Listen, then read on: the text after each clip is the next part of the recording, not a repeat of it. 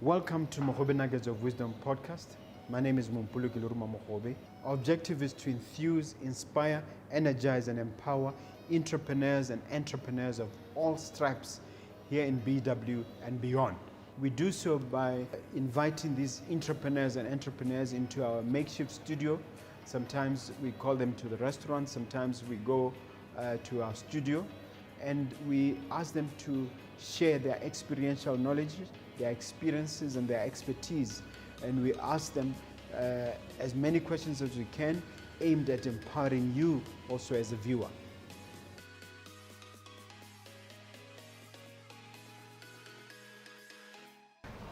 Hello dear listener, dear viewer, my name is Mompoloki Lerumo Mogobe. Welcome yet again to another episode of Mogobe Nuggets of Wisdom podcast.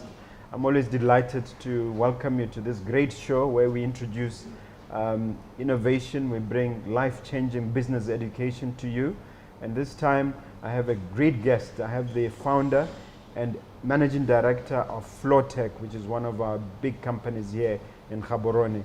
But I'll leave it to my guest, Mr. Naik, to introduce himself in greater detail. Mr. Naik, welcome to the studio. Thank you, Mr. Mogobe. And first of all, I would like to salute you and God within you.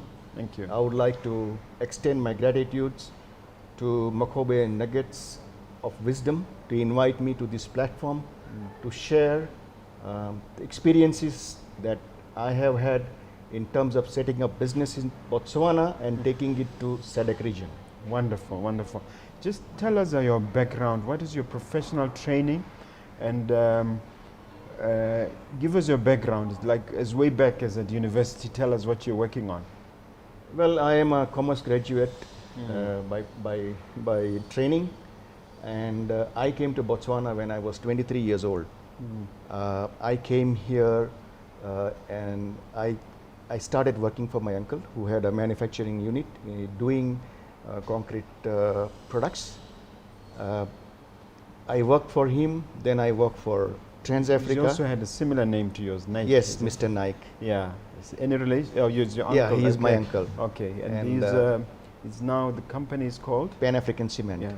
I wanted to make the connection. And then I went and joined Mr. Mooney, Trans-Africa, and I was running a branch in Lobatse. When he started the branch, I joined as a branch manager with Trans-Africa. Yeah. There was always a desire to do something on my own, and in 1998 I started a business called Flo Tek. My partners are Mr. Patel, Motowak, and Parmeshwaran family. Raju Parmeshwaran, who actually he passed away, he was my partner. So we three started this business in 1998 with the investment of $1.5 million. US dollars. US dollars. The idea was to start manufacturing PVC pipes and fittings. Okay. Now, I want us to go back to the time when you were at Trans-Africa. That's when we met. Yes. I thought you were doing the accounts or something. I remember you used to come and bring work to me as their lawyer then. Exactly, yes. What was that thing that came to your mind, made you decide that it's time to start your own business? I always had that internal desire to be my own boss. I never enjoyed working for somebody, and I always believed that working for someone means there is a limitation and you are only entitled to a check end of the month. I wanted to get into something where sky is the limit, and that's when there was always that desire, strong desire to be your own boss. Okay. We're going to talk about Flo Tek as a SADC growth story. But let's take it at the beginning. What is Flo Tek? What is the main idea behind Flo Tek, and what is the principal business that it does? When we started in 1998 as entrepreneurs, I sat down with partners and we decided that let us start something that has a growth potential. In those days, Botswana, everybody believed that manufacturing is not possible because we always believed that population is 2.2 million and there is no potential for a manufacturer to grow from Botswana. We actually proved it wrong. And today, obviously, I know that there are a lot of other industries that has come up in Botswana. But 22 years ago, there was this taboo that no, manufacturing Doesn't not work. in Botswana. And we started with one line to manufacture PVC pipes. And initially, this industry means 24 hours running and 7 days a week working. We had employees, they were not trained to work in shift. So come 1 o'clock, people will leave and then they'll start going for lunch. For lunch, yeah. And I said, no, my friend, here is shift work. We work from 6 to 2, 2 to 10, and 10 to 6. And it was quite a challenge initially to bring that industry culture and educate people that in industry we work shift, not 8 to 5. Yeah. And there is no lunch break. Yes. So it was quite challenging. The biggest challenge also we faced at that time was to get the accreditation from SABS, South African Bureau of Standards. And if you don't have those accreditation, you couldn't sell your product. And because we are a Botswana company, there is that attitude of undermining your capabilities. So it took me a year and a half to get the SABS. Oh. Now luckily we have BOP set up and it's easier to get accreditation. No, let's go back to those early days. I was there when you delivered a talk not so long ago at Nona's, at the founders dinner, and you talked about something called the first 1,000 days in terms of survivability of a business. How do you handle that first 1,000 days, and how do you come up with this concept to guide an entrepreneur based on the 1,000 days? 1,000 days formula was given to me by our parents. And we as Indians, we obviously come with business background. And I always said that, we are privileged to have that business background where you could understand what is sales and profit and GP and net profit and expense, etc. Also, we have seen business from our childhood, so it's easy for us to pick up few strings and see what the crux of the story is. And in olden days when we were still young, we were always told that business will take 1,000 days to sustain. If you sustain for 1,000 days, then your life will be easier. So for these 1,000 days, you are going to compromise on your lifestyle. You are going to compromise on everything, your family life, your travel life, and make sure that you look after business. And your responsibility is to make sure that you do not make a wrong decision in order to go down. So these 1,000 days are the time of survival in which you make all the compromise but make sure that you look after business. And there is a say in our culture, if you look after business, business will look after you. But there is a period in which you must take care, you must nurture it, and you must do whatever you need to do like a baby when you grow up. For Flo Tek, what were the key challenges on those? You mentioned the SABC accreditation, but were the other key challenges during those 1,000 days that could have taken out the business, and how did you survive them? In Botswana, because we have a limitation of market size, one has to start manufacturing and supply into local market enough to be able to sustain your cost.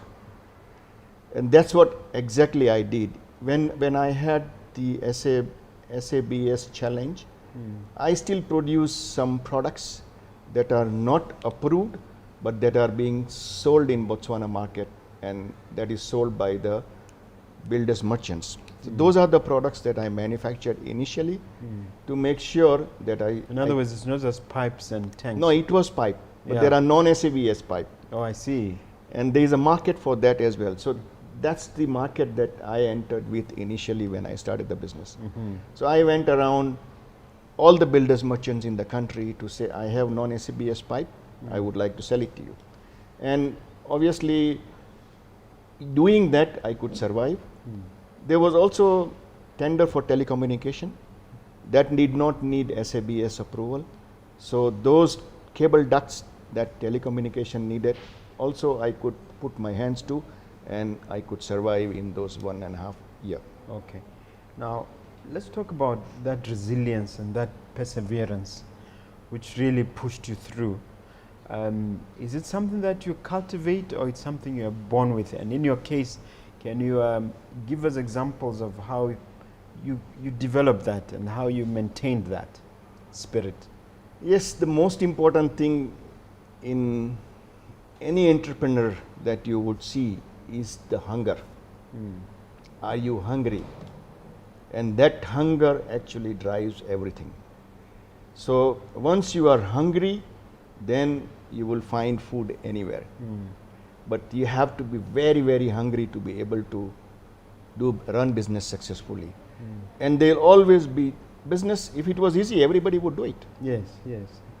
That's true. And Botswana especially, they get scared of business because there's a lack of ability to take risk. We all have fear, but I think the entrepreneurs, they are different. They see the opportunity, and because they are hungry, they will run after it. And no negative thoughts will demotivate them. When I started, I had the same thing. I actually looked at the end point, and I said, yeah, this is where I want to. You started with the end in mind. And made sure that I do not give up. So the most important feature that one has to have is never give up. Okay. So what are your actual product offerings? Actually, what do you manufacture? And also tell us a bit about the market itself. We manufacture PVC pipes, we manufacture PVC fittings, we manufacture polyethylene pipes in our plant in South Africa, and we also have plant in Angola. We manufacture tanks in Botswana. We manufacture packaging products in Angola as well. I started off with the PVC pipe with one line and 10 people. And today, we are the largest manufacturer of PVC pipe or plastic pipe in Southern Africa. We have a factory in Lobatse where we manufacture PVC pipes, and we have 11 lines now. And we also have injection molding facilities where we manufacture the injection molded fittings. I have a factory in Ramotswa where we manufacture tanks. So these are our product lines as far as Botswana is concerned. We also do a lot of trading in the process in Botswana. In fact, we are the agent for Netafim company, irrigation company, that is the largest drip irrigation company in the world. And they are our partners. And all these farmers in Botswana are our customers. We are servicing them from our office in Habroni. As far as employment is concerned. So do you manufacture irrigation equipment as well? No, we do pipes and fittings only, but we import the drip lines. We import all the other fittings that goes in the irrigation systems. Yes. So we are a one-stop shop for any farmer in Botswana. Okay. We employ about 600 people in Lobatse, and I can proudly say that we are one of the largest private sector manufacturing company in the country. Wow. And we are the largest exporter of our products. 80% of our products are exported out of Botswana, and we cater to South African market, Zambia, Zimbabwe, Mozambique, Malawi, and Namibia. We have operations. We have a distribution network in Namibia, in Zambia, and we have agent in Mozambique, Zimbabwe, and Malawi. Okay. Most entrepreneurs, Botswana entrepreneurs, talk about funding challenges. Say there's no money, the banks are difficult. How did you overcome funding related challenges at the beginning? Yeah, when I was an employee at Trans Africa, obviously for anyone to go into the business, funding is the key. And that's when I got hold of Mr. Patel, who's owner of Motovac, and I knew that he is a wealthy man. I had to bring him on my side to be able to invest with me in the business initially. And that is how I started my initial, that's how I started the business, having funding through creating partnership. But I agree that in Botswana, the banks are not very easy to get to Someone come by. said they only give you money when you don't need it. 100%. I agree with you, because the day bank find out that you are desperate, they will run away. Bank will only come to you when you don't need money. That's the irony of the irony of the whole thing. Yeah. But I would say that yes, one way of doing this is creating a partnership, find investors to invest with you in your project. They have to be convinced on your idea, and they also have to have enough trust in you to invest with you. That is one way. But these days, for Botswana, young Botswana, I think there are a lot of other options. We've got SIDA, NDB, there are other banks that can finance your project, provided your business plan is good enough. They must also see, as I said, for my partners to invest with me, they have to see that I'm able to run with this. Same thing is bank. Banks should also see that you are capable of running with this project and you will make a success out of it. Yeah.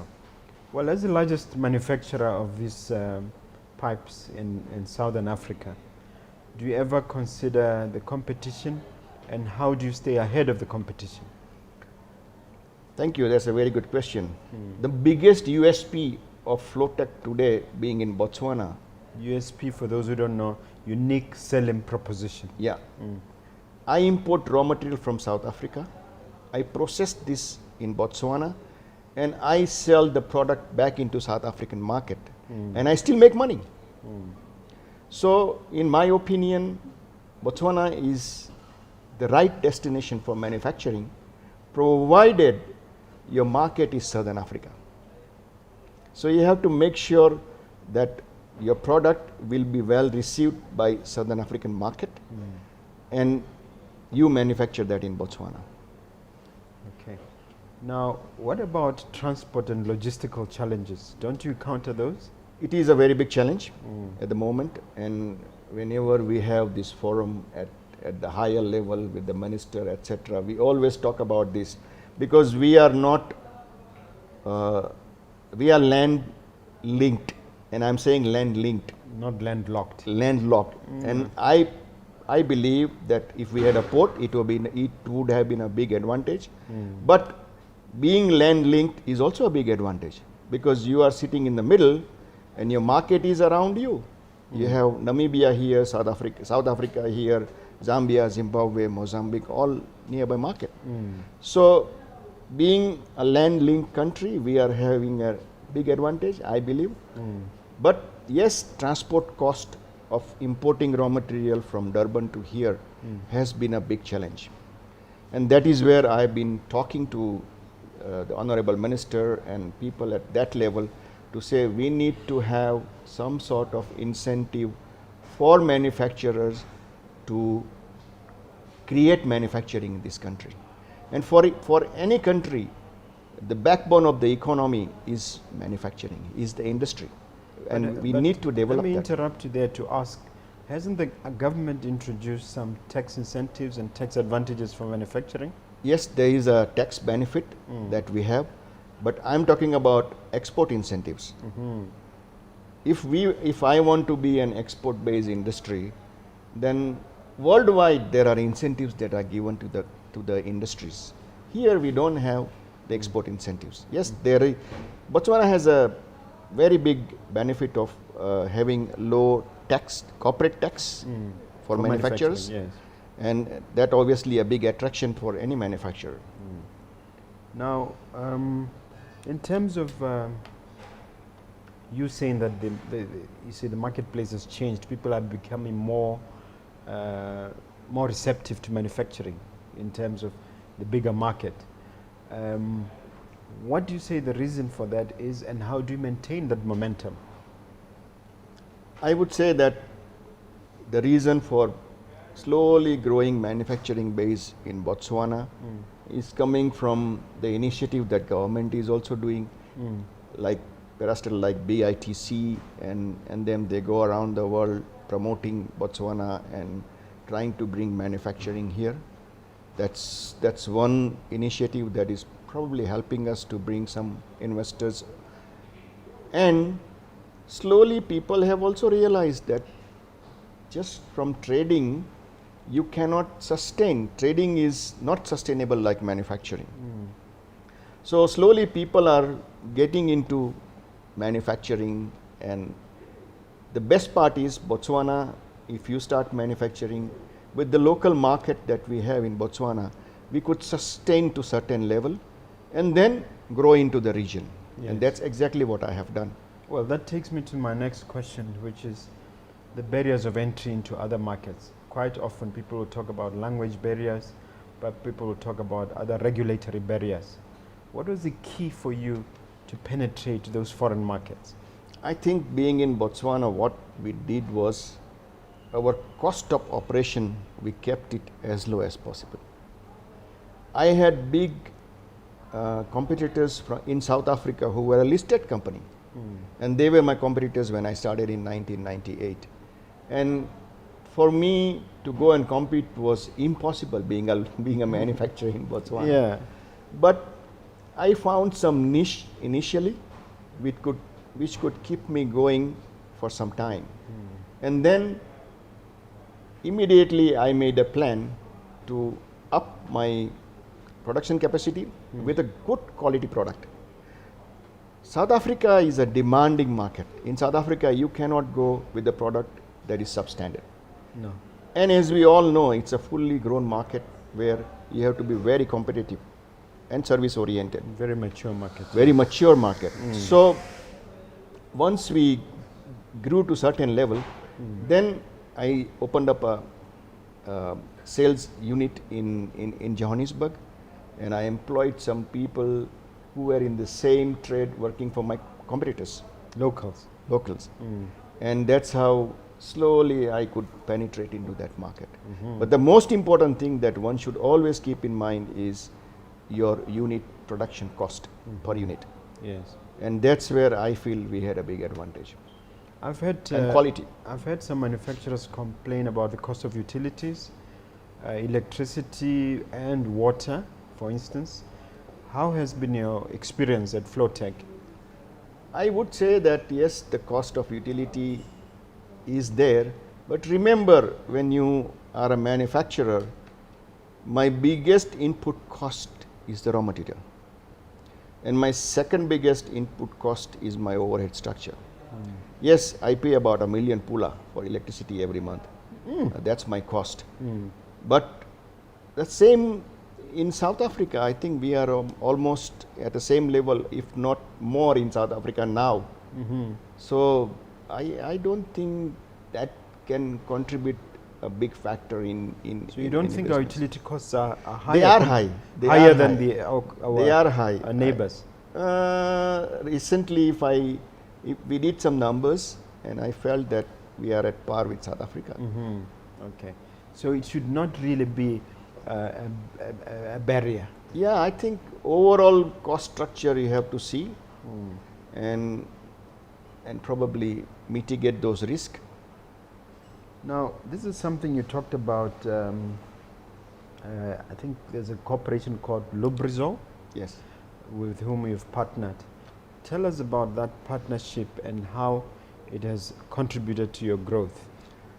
Lubrizol is a company from US, and it is owned by Warren Buffett. Yeah. So, number 4th richest man in the world. Yeah. I always believe that when you are in a manufacturing business, you must always have some niche products. Otherwise, you are going to just compete on kilo basis. Plastic, buy at X kilo, sell it at Y kilo. And you are not going to make money. Unless you have some niche product, unless you have some control over the market, your margins are going to be wiped out. This product that we have signed an agreement with Lubrizol is called CPVC, chlorinated polyvinyl PVC. What it does is that it replaces the copper pipe that we use in our plumbing system. This is polymer and this is copper. And I have seen this working around the world. In fact, Lubrizol has a pipe, CPVC pipe called Flo Tek, and in India people are using it for last 50 years, 25, 30 years, and in America they are using for 50 years. In Southern Africa, nobody brought this product in this market, and I saw it as an opportunity. So I signed an exclusive arrangement with Lubrizol. Is it distribution agreement? No, manufacturing. Yes, okay. So they give us the technology, we manufacture the pipe in Lobatse, and we distribute around 15 countries in Southern Africa. And we'll be the only manufacturer. And I believe that this product ticks all the boxes. It is cheaper than copper. It is easier to handle because we don't need any welding or breezing or anything else. In Botswana, we also have a problem with copper pipe having to fail after 10-15 years because of the I'm having to replace copper in most of my buildings. Exactly. This is the product for you, and this has 50 years of history, and it has all the certification that we need in order to accept this product. I see this is a game changer in our copper and plumbing industry, and I'm very optimistic about it. Yeah, you mentioned these agreements with international players. Obviously, there are intellectual property considerations, things like, patents and copyright. What is your attitude towards intellectual property, and how did it assist you in your growth?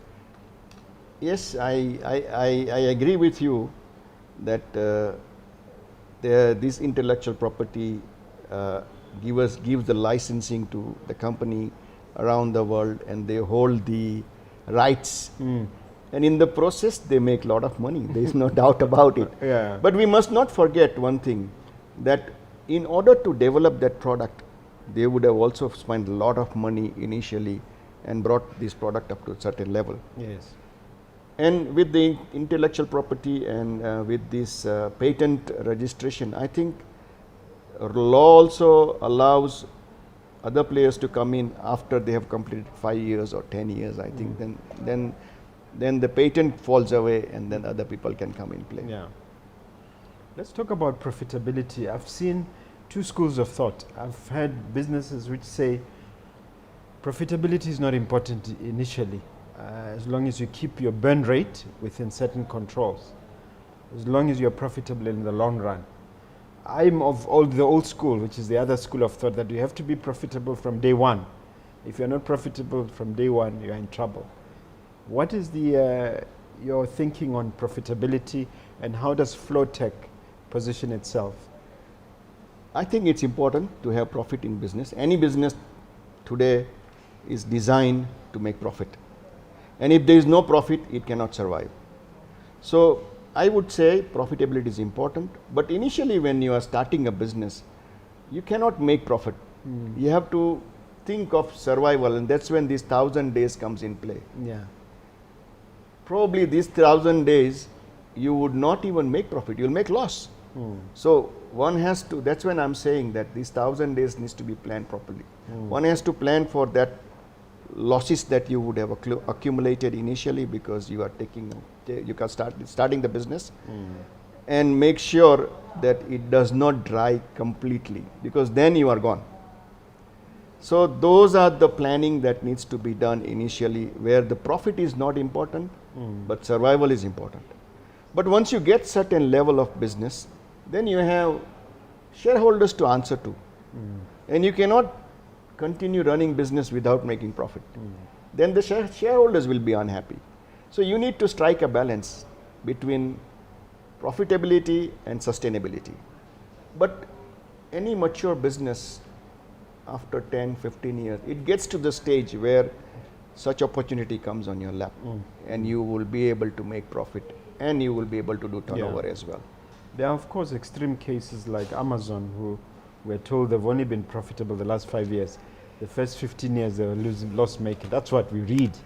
You know? I actually cannot believe these tech businesses, how much loss they make till they come to the break-even point. Yes. And I'm also like you, I am from the old school of thought. Yeah. And I wonder why investors wants to keep investing into it for so much loss that they would have been accumulated. And I see that eventually they make huge profit. They get sold for huge money. Yeah.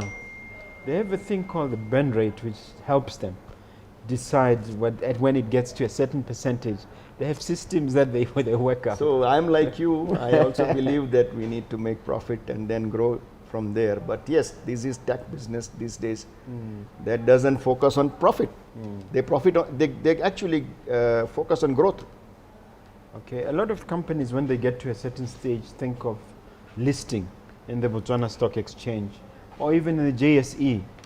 Has Flo Tek considered the question of listing? Yes, we are looking at it. In fact, I always believe that Flo Tek has grown out of Botswana, and eventually we must give back to Botswana. And by listing it, you are giving opportunity to Botswana to invest in your company. But I would also like to say that before you go and list, maybe there are baby steps that one needs to do. Maybe there could be a private equity deal that one can do so that you have somebody coming in as a finance institution. They start with you.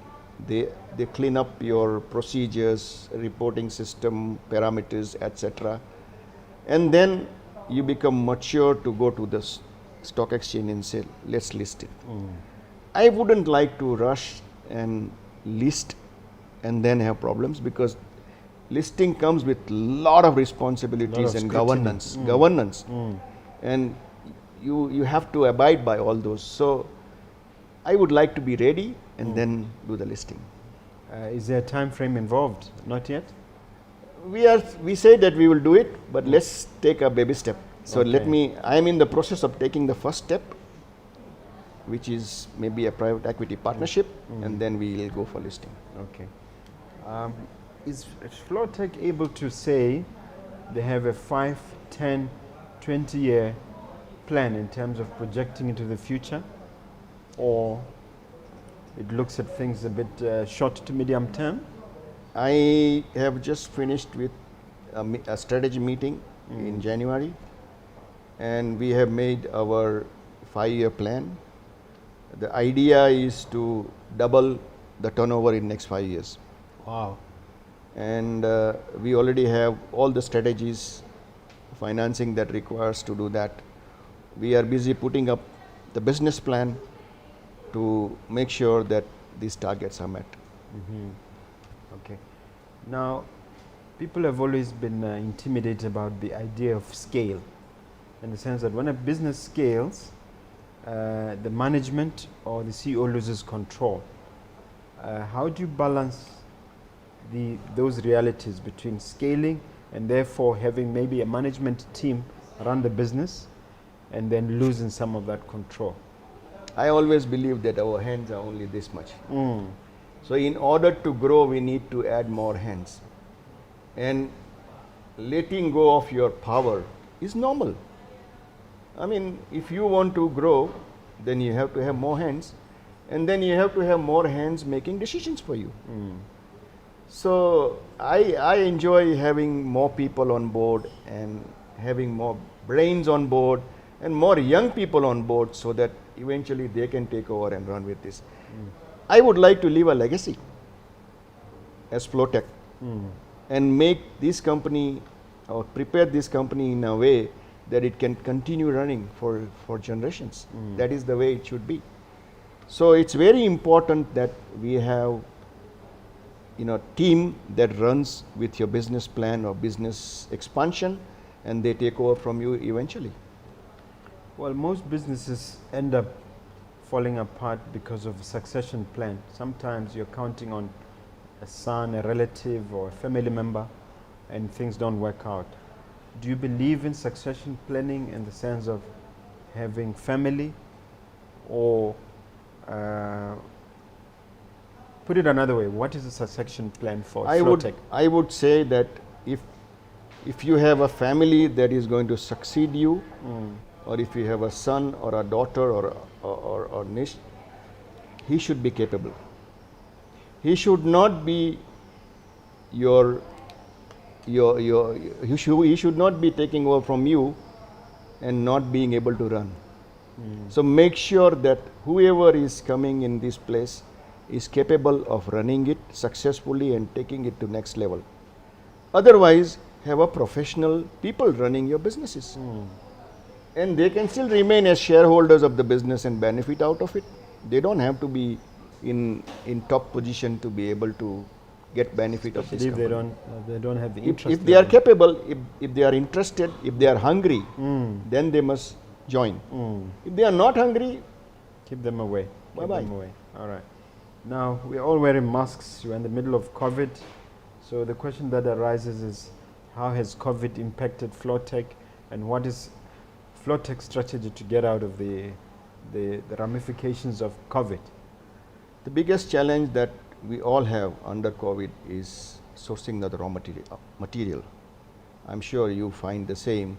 Cement is not available, steel is not available, and that is because of the COVID interruption of this transportation system worldwide that we have. And today, if you have to get a container from China, it will cost double the price that it used to be before COVID. And the frequency has also gone down. So the biggest challenge that we have right now is to be able to source the material.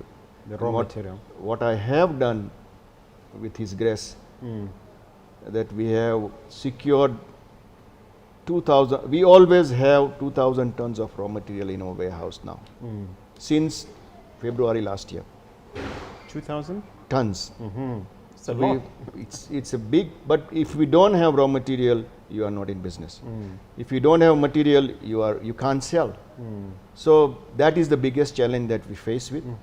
And the second biggest challenge is obviously with this COVID and lockdown, etc. Your businesses are not running, but you still pay. I have paid all my employees full salary during this close down as well. And I made sure that they also sustain and we also sustain. As far as business is concerned, yes, the businesses have gone down. Last year was the most challenging year and our turnover has dropped. But luckily, I would say that our order book wasn't so bad. We could still manufacture. When there was a lockdown, we had no option but to shut down the industry. But once we opened, we could run reasonably well with reasonable capacity. So the impact has not been that severe? That bad. Okay. Luckily. All right. Now, you mentioned hunger, you mentioned perseverance, but what in your view are a few, if you like, factors that sets apart a successful businessman or a successful business from others that are not so successful and end up giving up? And how can you help that young Motswana who's watching to really appreciate those things? I believe that business is you are the trustee of the business. Your when you run a business, your responsibility is to take care of your suppliers, your employees, and your shareholders. This should not be a lifestyle. You should not be a lifestyle entrepreneur, I call it. That means, as an entrepreneur, you should not go out and buy big cars and big house before you create sustainability of that business. And these are the emotions that we need to keep under control when you are growing up as a businessman. Make sure that your lifestyle is moderate and you focus on your business and have that discipline. Most important thing is that discipline to make sure that you unnecessarily do not create burden on business. You unnecessarily do not spend money that is going to take your business down. Okay, so you have to be cost conscious. Yes. Now, Do you know anything about supply chain management? I'd say that you've done a very good job as Flo Tek, but are you able to speak to that? What is supply chain management and how has Flo Tek handled that? What we have done as Flo Tek is we are a manufacturer and we are a regional player. In order to have control on your supply chain, what we did is we created joint ventures in all our supply chains. That means we have a distribution house in Namibia. I picked up somebody who was in the industry, who had a lot of experience in distributing pipes in that market, and I told him, you become a shareholder of this business. So he is a minority shareholder in the business, but then he has drive to run that business because he has his own interest. Yeah. Like that, we have developed partnerships with all the branches and made sure that we control those distribution network. And that is very important. That is very, very important. So their responsibility is to make sure that factory is loaded with the orders.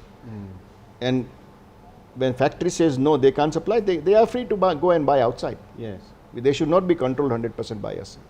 They should also have a freedom to do business the way they want to run.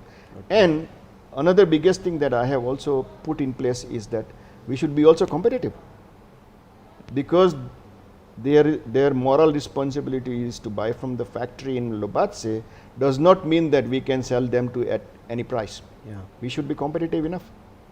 People are always talking about CSR, corporate social responsibility, giving back to the community and contributing to the community.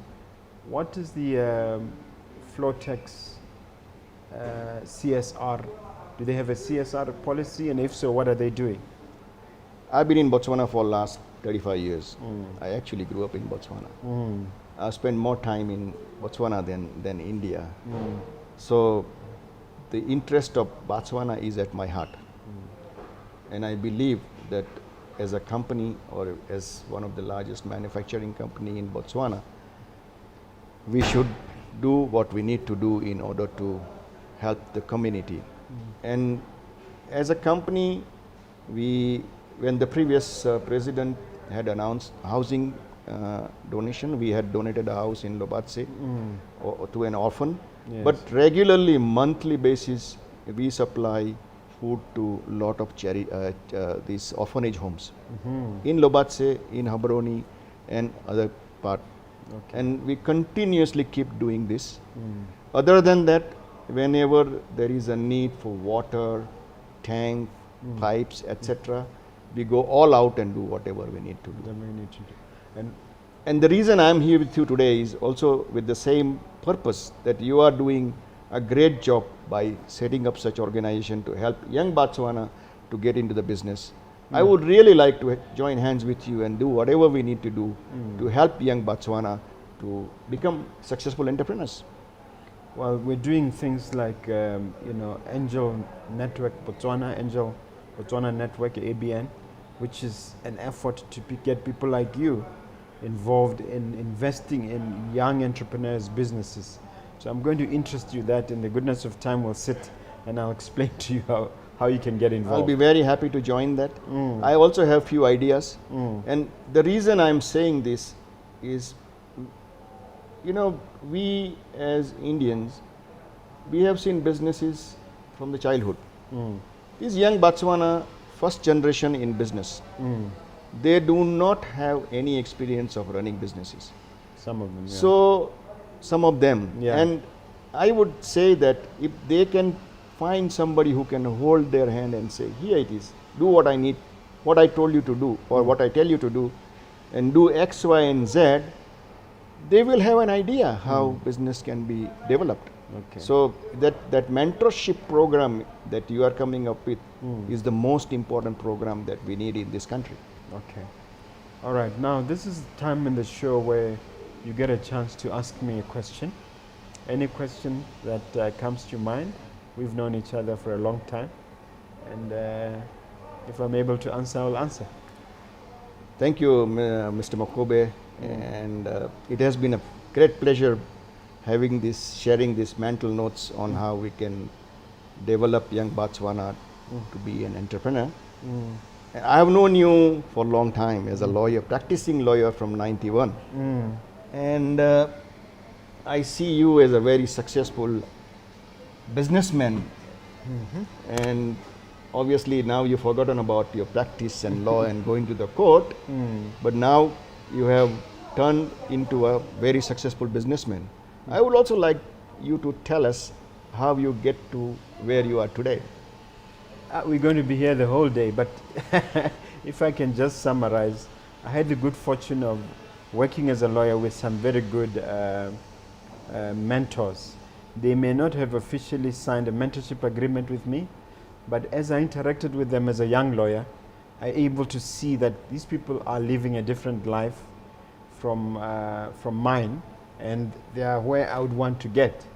I often mention three people: Rema Khan, Re Said Jamali of Universal, and Mr. Muni of Transafrica.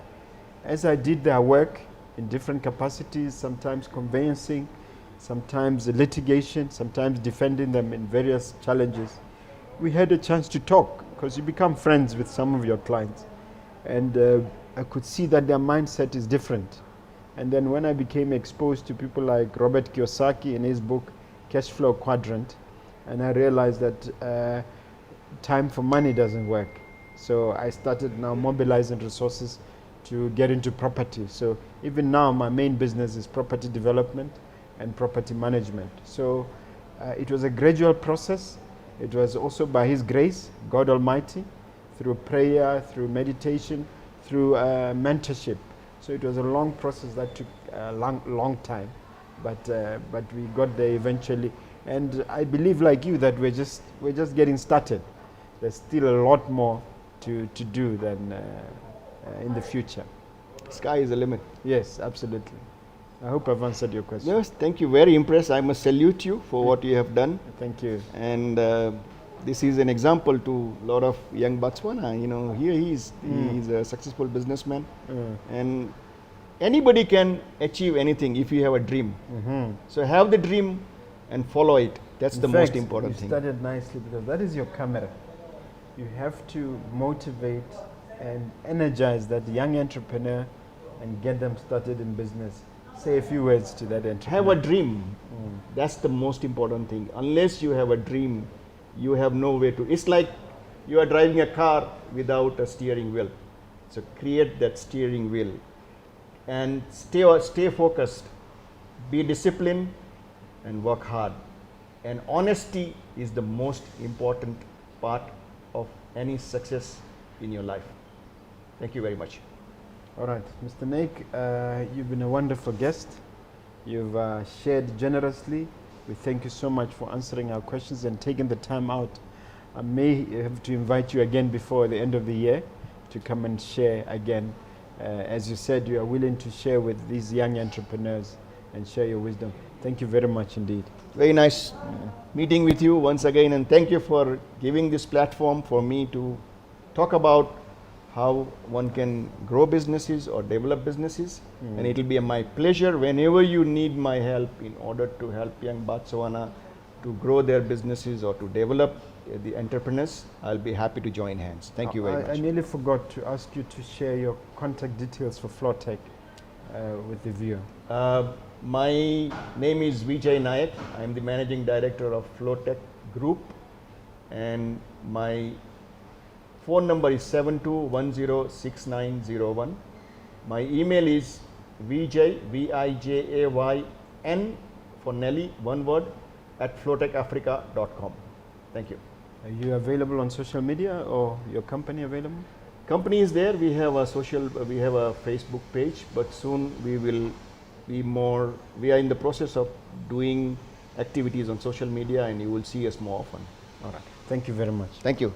Nice to have met you. Okay.